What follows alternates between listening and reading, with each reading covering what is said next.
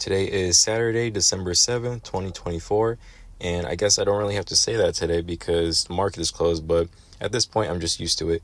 So lately, I've been thinking about what kind of videos I wanted to post on the weekends whenever the market is closed, and I thought it would be best if I did some videos about some lessons that I learned being in the market since, 2019, I believe. So I'm not as experienced as other people. I do not work in finance. I don't work in the finance industry. And obviously I say this all the time, but I am not a financial advisor either. And when I first started investing in stocks, all I had was YouTube, literally, and Google, of course. I never had that rich family member or very experienced family member that could kind of give me some advice or some hints, right? Point me in the right direction. And I definitely didn't have a rich family member that could give me some starting capital.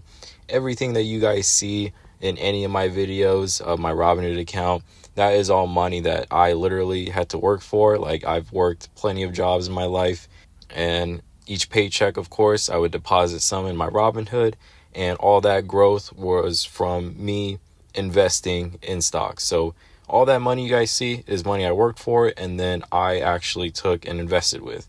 And even though I may not be as experienced, I may not be as old as some people, I don't have as many years in the game as others, I still think there are some lessons that I'd like to give you guys, especially the guys starting out right now. Because a lot of you guys, I noticed in the comment sections, whenever you ask questions or I'm just interacting with you, it reminds me a lot of myself when I first started out.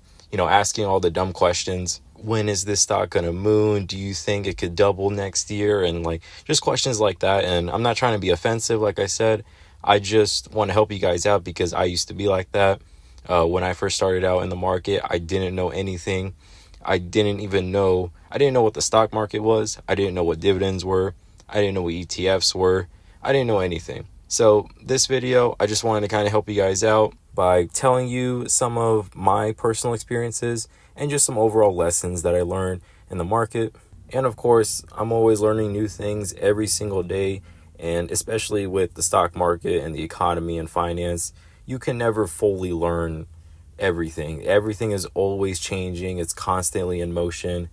Anybody that tells you that they're a guru and they know everything, they know which stocks are going to go up and down, they know when the market is going to go down, all that, it's every now and then they'll be right just because that very small probability is there, of course. And when that very small probability hits, everybody thinks that they're a genius. That is not the case. Most of the time they're wrong. And of course, most people do not know which direction the stock market is going to go. I just wanted to get that out of the way.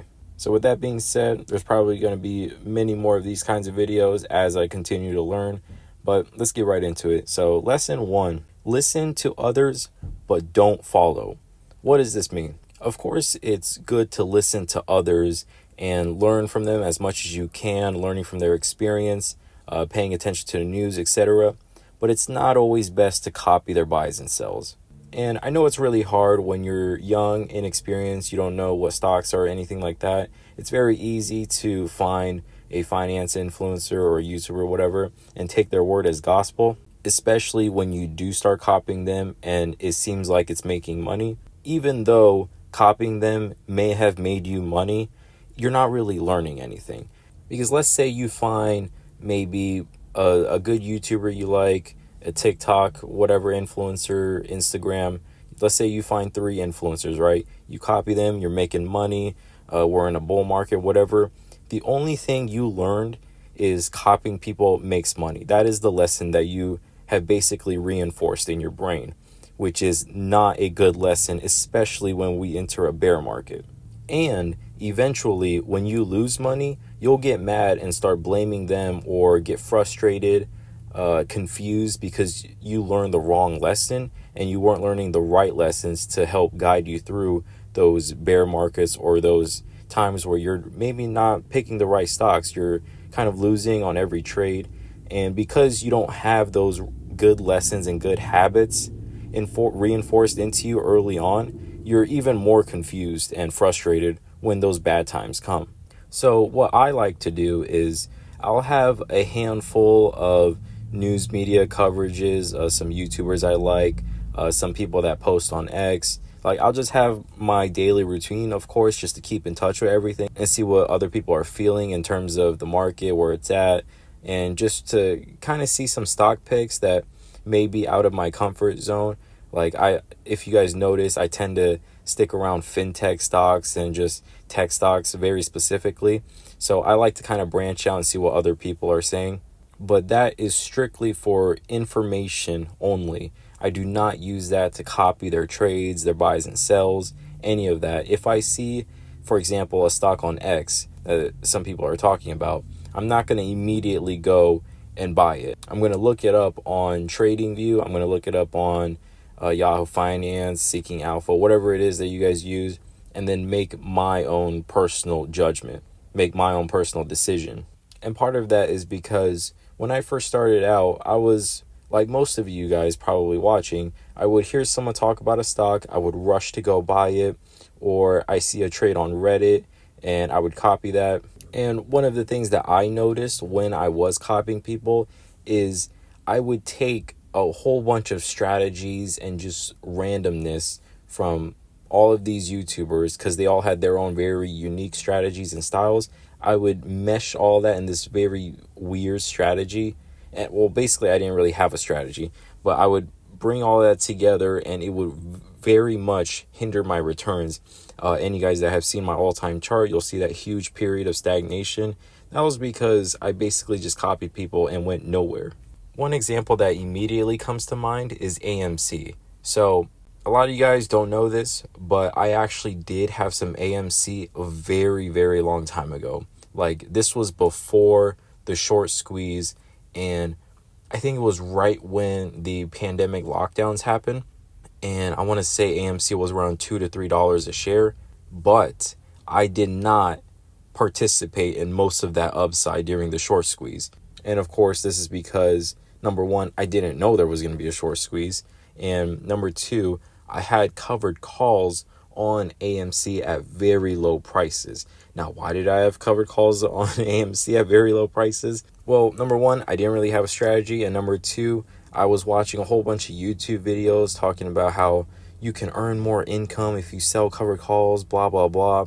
And because AMC was such a quote unquote cheap stock at the time, it was only like $2 or $3 a share, I had a decent amount of shares to start selling covered calls on. And then that short squeeze happened and I basically missed out on all that upside. So that is one of the reasons why I do not like selling covered calls, because of that experience right there. That was not fun. Now that I remember and I'm basically thinking back on it, I didn't really want to think about it, but yep, it is what it is. And another example that comes to mind is there was a foreign penny stock. I don't remember the ticker. Maybe it's in one of my broker statements somewhere, but it was a foreign penny stock that a YouTuber that I will not name recommended in a video that was not listed on Robinhood, probably for a very good reason. But it was this eco-friendly biodegradable cup type of thing. Like, it's some hippie stuff, but basically they sold like some biodegradable cups, straws. This was during the whole go green trend, and to buy this penny stock you actually had to pay a $50 commission on it. I know, like that sounds crazy, right? It was a penny stock that you had to pay a $50 commission on that was not listed on Robinhood, probably for this very reason. But in order to have access to this penny stock, I literally had to go find another brokerage that would give me this access, and I paid that $50 commission. The worst part about it was so illiquid that I had to just take that 99% loss. Thank God it wasn't a huge amount of money. It was maybe $150 or so that I lost, but definitely it was a very good lesson for me to not copy YouTubers, don't mess around with these weird stocks. I can assure you, after that happened, I completely stopped watching that YouTuber because that is just ridiculous. So basically, the lesson there is don't copy people and FOMO. That $150 or whatever it was that I lost would have been much more productive, much more useful if I had just researched companies that I liked, put that money into companies that I selected, Whether or not they're winners or losers, it doesn't matter, because you are actually picking out the stocks that you like, you're managing your risk, and you're learning all these lessons with companies that you picked out. So if it ends up not working out, you're not really taking it out on anyone, right? Except for yourself. And you're actually learning a lesson other than don't copy this person anymore. Like I guess that's a good lesson to learn, but you would much rather learn the lesson of, okay, what did I do wrong here? What could I do better? Those are much better lessons.